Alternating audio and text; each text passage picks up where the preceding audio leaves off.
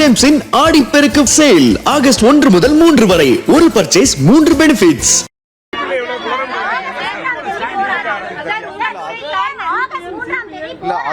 அது மாதிரியான எந்த முடிவும் இது வரைக்கும்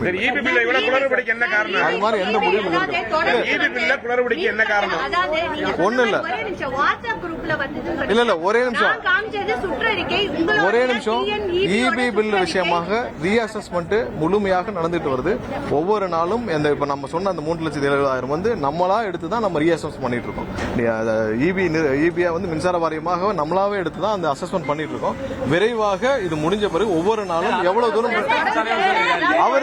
அவர் சொன்ன விஷயம் இல்ல அவர் சொன்ன விஷயம் இருங்க நான் சொல்றேன் இருங்க இல்ல நான் இதை முடிச்சுக்கலாம்.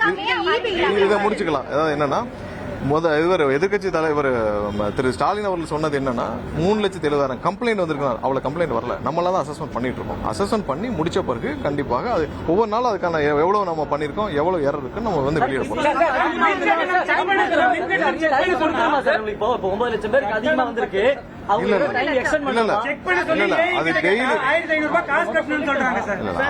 எல்லா இடத்துலயும் நீங்க யாரோ அதெல்லாம் நீங்க கம்ப்ளைண்ட் கொடுங்க, அதெல்லாம் கண்டிப்பா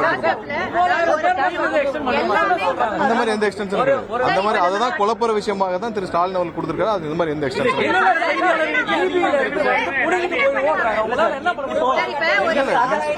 எங்க சக செய்தியாளர்கள் கட்டணம் அதிகமா வந்திருக்கு. 2,000 கட்ட நேரத்தில் 4,000. இருங்க ஒரே செகண்ட் இருங்க. நான் திரும்ப தெளிவா சொல்லிக்கிறேன். நீங்க எல்லாருக்கும் வந்து கொஞ்சம் புரியுற மாதிரி சொல்லிக்கிறேன். போன வருஷம் இதே மாதிரியான 3 மடங்கு மேல இருக்க கட்டணம் வந்து இதே சம்மர்ல 11,50,000 பேருக்கு மேல வந்திருக்கு.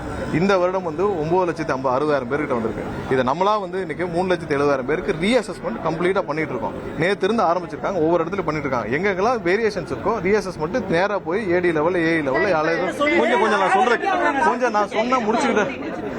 ரீஅசஸ்மெண்ட் 1 வீக்ல முடிச்சிடும். இதுல எந்த இடத்துலயும் பிழை இருக்க மாதிரி தெரியல. அடுத்த மாசம் கட்டணத்துக்குள்ள இந்த 1 வீக்ல எங்க ரீஅசஸ் நேற்று இருந்து எல்லாம் ஸ்டார்ட் பண்ணி ஒவ்வொரு நாளும் அதுக்கான ரீஅசஸ்மெண்ட் பண்ணி முடிச்சிட்டு இருக்காங்க. அங்கேயே ரீஅசஸ்மெண்ட் பண்ணி அங்கேயே அட்ஜஸ்ட்மெண்ட்ஸ் பண்ணி முடிச்சிருவாங்க. அங்க போய் ரீஅசஸ்மெண்ட் பண்றதுல அங்கேயே போய் ரீஅசஸ்மெண்ட் பண்ணி என்ட்ரி பண்ணி முடிக்க போறாங்க. இவ்வளவுதான் இதுல வேற ஏதாவது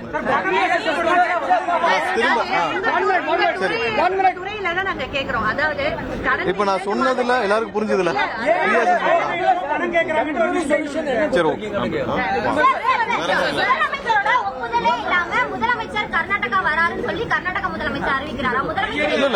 முதலமைச்சருடைய டிராவல் சம்பந்தமா ஏதாவது ஒரு திட்டமிட்ட ஏதாவது டிராவல் இருந்துச்சுன்னா கண்டிப்பா முதல்வர்கள் வந்து அது சம்பந்தமாக கண்டிப்பா அறிவிப்பாங்க. இதுவரை அது மாதிரி ஏதாவது டிராவல்